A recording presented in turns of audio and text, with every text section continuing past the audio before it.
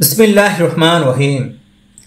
যদি কেউ আপনাকে ঠকায় বা আপনার কোনো ক্ষতি করে, আপনার সাথে চিটিং করে, আপনার বিপদ ঘটায়, তাহলে মাত্র 6টি কাজ করুন। ইনশাআল্লাহ আপনার সমস্যার সমাধান হয়ে যাবে। কেউ যখন আপনাকে ঠকাবে ধৈর্য ধারণ করবেন। পবিত্র কোরআনে বলা হয়েছে, ধৈর্য ও নামাজের মাধ্যমে তোমরা সাহায্য কামনা করো, নিশ্চয়ই আল্লাহ পাক ধৈর্যশীলদের সাথে রয়েছেন। রাসূল সাল্লাল্লাহু আলাইহি ওয়াসাল্লাম ইরশাদ করেছেন, মুমিনের ব্যাপারটা আশ্চর্যজনক, তার সকল কাজই কল্যাণময়। তার কিছু হলে সে মহান আল্লাহ তাআলার শুকর আদায় করে, তাতে তার কল্যাণ সাধিত হয়। আবার তার দুঃখজনক কিছু হলে সে মহান আল্লাহ তাআলার উপর ধৈর্য ধারণ করে, এটাও তার জন্য কল্যাণকর। সুতরাং কেউ আপনার ক্ষতি করলে বা ঠকালে অবশ্যই ধৈর্য ধারণ করবেন এবং নামাজ আদায় করবেন। ক্ষমা করে দিবেন। যদি কেউ আপনাকে ঠকায় তাহলে তাকে ক্ষমা করে দিবেন। পবিত্র কোরআনে বলা হয়েছে, যে ব্যক্তি ধৈর্য ধারণ করে এবং ক্ষমা করে, নিঃসন্দেহে এটা সাহসিকতাপূর্ণ কাজের অন্যতম। মহান আল্লাহ তাআলা ক্ষমাকারীগণকে ভালোবাসেন। তাই আপনাকে কেউ ঠকালে তাকে ক্ষমা করে দিন। হয়তো কোনো একদিন সে তার ভুল বুঝতে পেরে আপনার কাছেই ফিরে আসবে। প্রতিশোধ পরায়ণ হবেন না। কেউ আপনাকে ঠকালে বা আপনার মনে কষ্ট বা ব্যথা দিলে যে কাজটা আমরা সবচেয়ে বেশি করে থাকি তা হলো প্রতিশোধ নেয়ার চেষ্টা করি।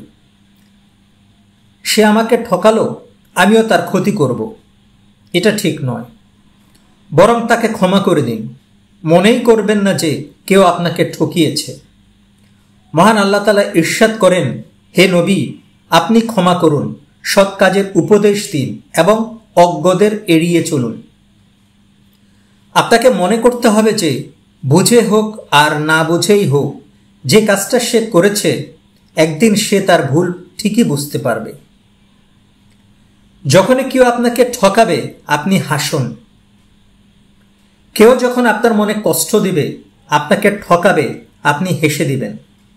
হাসলে মন ভালো হয়ে যায়, অন্তর পরিষ্কার হয়, মনের মধ্যে দুঃখ, রাগ, অভিমান, ঘৃণা, প্রতিহিংসা কোনো কিছুই থাকে না।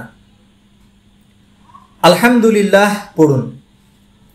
কেউ আপনাকে ঠকালে সে ব্যক্তির উপর রাগ অভিমান না করে আলহামদুলিল্লাহ পড়ুন, অর্থাৎ আল্লাহর প্রশংসা করুন। দেখবেন কোনো এক সময় সে ব্যক্তি তার ভুলের মাসুল দিতে আপনার কাছেই ছুটে আসবে। বেশি বেশি জিকির করুন। পবিত্র কোরআনে বলা হয়েছে, নিঃসন্দেহে আসমান সমূহ ও জমিনের পয়দা এবং দিন ও রাতের পরিবর্তনের মধ্যে বুদ্ধিমান ব্যক্তিদের জন্য নিদর্শন সমূহ রয়েছে, যারা আল্লাহ জিকির করে দাঁড়িয়ে, বসে ও শায়িত অবস্থায়। কেউ আপনাকে ঠকালে, কষ্ট দিলে মন খারাপ করবেন না, অভিশাপ দিবেন না, বরং তার জন্য মহান আল্লাহ তাআলার দরবারে জিকির করুন, দোয়া করুন।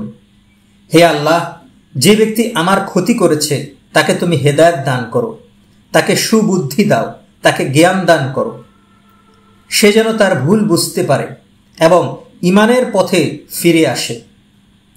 এ দোয়া বেশি বেশি করবেন।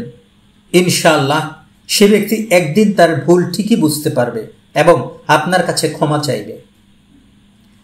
একটা কথা মনে রাখবেন, যে ঠকায় সে কখনো সুখ খুঁজে পায় না। সে হেরে যায়, তার মধ্যে হতাশা কাজ করে, সে কোনো কাজেই সফল হয় না। যতদিন পর্যন্ত সে খাস দিলে তওবা না করে, ততদিন পর্যন্ত তাকে মহান আল্লাহ তাআলা সাহায্য করেন না।